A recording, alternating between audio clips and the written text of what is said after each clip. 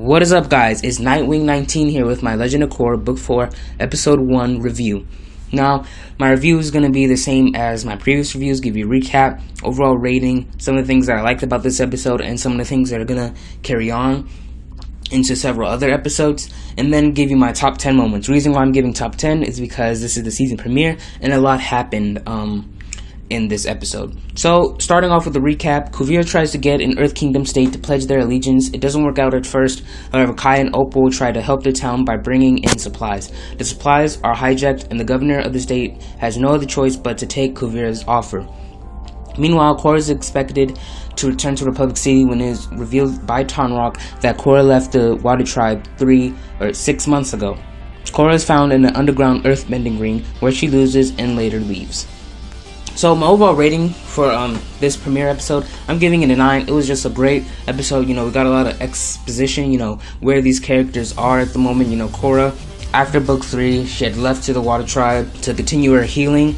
And then, you know, I'm guessing that, you know, after that, you know, she pretty much lost everything that she stood for. You know, she's the Avatar, but now that, you know, the Airbenders are pretty much taking up her role, and the fact that Kuvira is helping for the moment, you know, rebuilding the Earth Kingdom, you know, she's just pretty much like, oh, I'm not needed anymore, so the world doesn't need its Avatar. She's lost right now, but, you know, she'll come to realize later on in the season that she is needed again.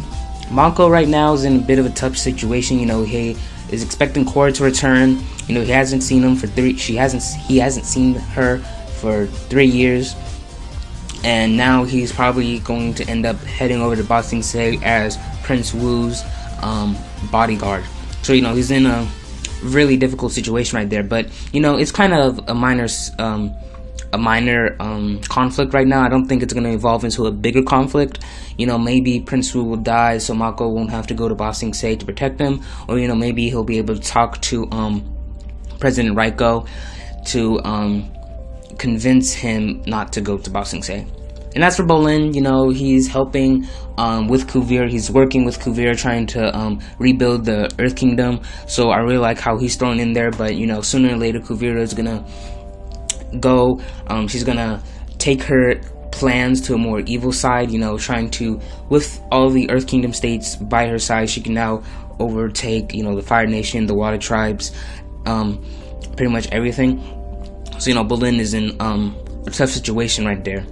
And Asami, you know, she's been helping Republic City, you know, rebuild. You know, Future Industries has done a lot of remodeling to the city. You know, they've even created the high-speed rail, and I believe she was in cooperation with Varric. So, you know, Asami and her company has really just been, you know, doing a lot of improvements around the city. And as for the Airbenders, you know, they're pretty much taking the role as the Avatar, and same with Kuvira.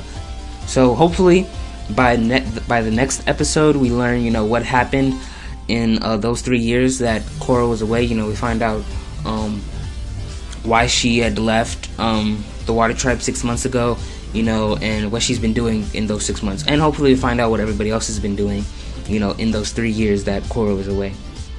So now onto my top 10 moments. Starting with number 10, Kuvira and Baatar are engaged. Now, this was a little weird at first for me to recognize this, you know, to acknowledge that, you know, Kuvira is marrying Baatar. But, you know, I don't really find it that interesting. It was just like a really flip out moment. You know, even Opal, she was really weirded out at the fact that, you know, Baatar is marrying Kuvira. Number 9, Mako's going to Ba Sing Se. I just really loved how he reacted to this. He's like, I can't go to Ba Sing Se. I'm not an Earth Kingdom citizen. I'm just a detective. So, you know, he's just really flipping out. He doesn't really want to go to Ba Sing Se to protect Prince Wu because, you know, he doesn't like him that much. And considering that, you know, he's just a detective, but now he's going to become the servant to King Wu. Number 8, Kai and Opal to the rescue. The very first one of the opening scenes when Kai and Opal had came into that town and stopped those bandits from roaming off with that town's supplies. You know, I really liked how Kai, you know, stopped them with his that airbending trick of his. Number 7, meet Team Kuvira. I just really like this moment, seeing the team all together. We have Bolin, Batar, Varric, and Kuvira. I'm not counting Julie as a member. She's just like Varric's assistant. So yeah, I just really like seeing how everybody reacts or communicates with each other. Number 6, Kuvira's army helps the state of Yai. This is just like one of the things that Kuvira is trying to do. Like, she's trying to show people that she's on their side. But soon, when she has all of the Earth Kingdom states in her control, she's just gonna go after every other kingdom, like the Fire Nation, the Water Tribes, and Republic City. Number 5, Kai and Opal's Sky Battle. Essentially, Kai was doing most of the fighting, but I really liked how Opal had saved Kai when he was falling out of the sky. Number 4, Kai slides off screen. This reminded me so much of back in book 3 when he did this, when Tenzin was training the Airbenders. It was just a really nice moment. I really laughed when I saw that happen. Number 3, Korra's bending match. This was also an analog to show how broken and beaten up she is. Like, she pretty much lost to this street or to this bender, to symbolize that she's not the same as she was 3 years ago back in book 3, 2, and 1. She's really broken. Her fighting has really gone down, and she's just really broken up.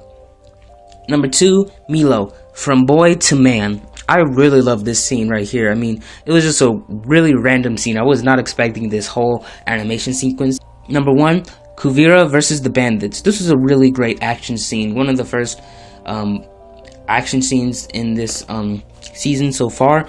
We have Kuvira against all these bandits. She's using these metal projectiles, and she's just really kicking their butts. I really loved her technique, her form, the way she's bending the metal platforms at their faces and their arms and legs and almost everything else. So yeah, I just really like that.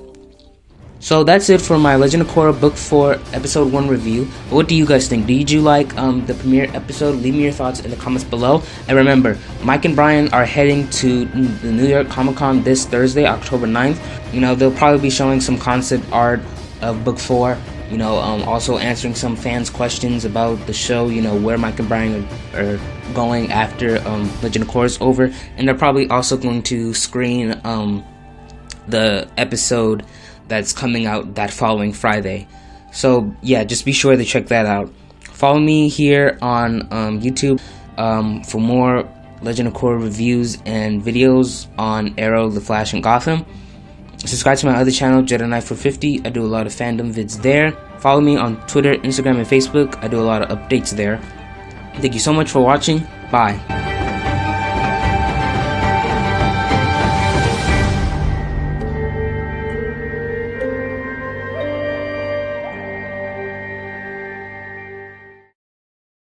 When Korra gets here, I bet she's not even going to know who I am. Why is that? Because Milo the boy has turned into Milo the man! Right. You're completely unrecognizable.